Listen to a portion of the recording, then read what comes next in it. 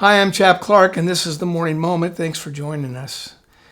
The last few weeks, I've been spending some time in the Gospel of Matthew, what we call the Sermon on the Mount, the sayings of Jesus that are located in Matthew's chapter 5, 6, and 7, just jam-packed with so much great teaching. Large crowds were there with him. And at the end of chapter 7, what we read is that Jesus himself was leaving that mountain and large crowds were starting to follow him. So I spilled over into chapter 8 of Matthew. And here's what it says. When Jesus came down from the mountainside, large crowds followed him. Maybe you know that, and you've read this passage before, but I want you to kind of let yourself go there. Maybe this morning we can imagine ourselves walking with the large crowds, following Jesus, filled with the excitement of hearing him say these amazing truths. Verse 2 of Matthew 8, a man with leprosy came and knelt before him. A man with leprosy. And if you know that story of a leper at the time of the New Testament, a leper had what they believe was leprosy. It was a variety of skin diseases. We know that now. But the people then believed it was so highly contagious that when you received the diagnosis of leprosy, you were immediately cut off. You had to leave your family, your home, your job, everything you knew dear to you, pack up what you could and take off.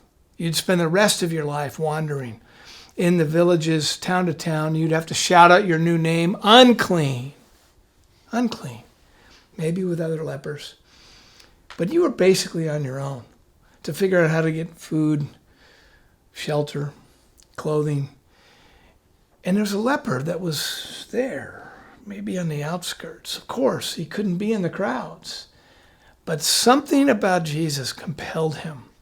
And so he decided he was going to break with the law and move in the direction of Jesus. And I think, as I've reflected on this recently, that even as we're coming down the mountainside, we identify more with being one of the crowd who follows Jesus, and that feels pretty good, it feels right, and then we see this leper beginning to make his way to Jesus. And maybe we'll shout out, hey, stay back, you've got leprosy. But what's clear is Jesus continues to walk as this leper comes to him. And I think, I've thought most of my life, that really it was the leper moving to Jesus, the crowds moving to follow Jesus, that's important to note. But what happened here was Jesus also was moving toward the leper.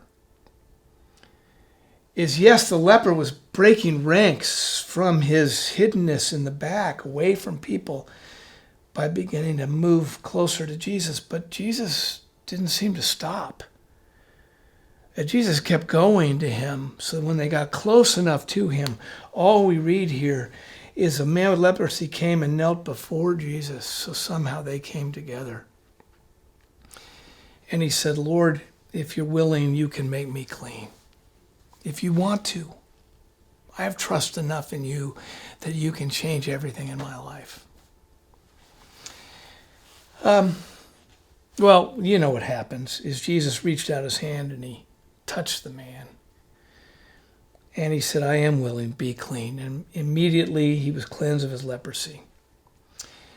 But one thought I have for us today is to consider. A lot of times we may feel like we're part of the crowd and things are great.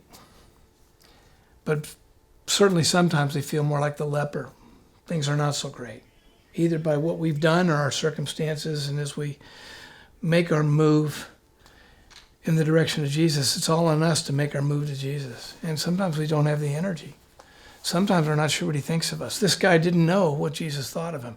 If you are willing, he says, if you want to, I believe you got the power. And I think sometimes, and maybe more often than we'd like to admit, we do wonder in our heart of hearts, what does Jesus think of us as we feel these things?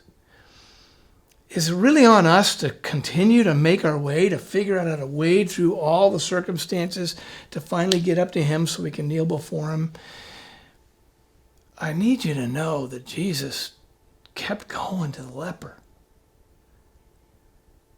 And that Jesus said, of course I'm willing. I'm going to show you I'm willing by taking my hand and putting it in the midst of your sores. See, Jesus never hangs back from you. He's always moving towards you, even as he invites you to move towards him. And he is always willing to take his hand, to take his heart, to take his power, and place it right in the midst of our sores. We may feel like a leper. We may feel like we're struggling. So whatever you're going through right now, just know that the eyes of love have looked on you, and Jesus is making his way in order to touch you and to be with you and to heal you. So may today you know the touch and the approach of the one who loves you, our Lord Jesus. Thanks.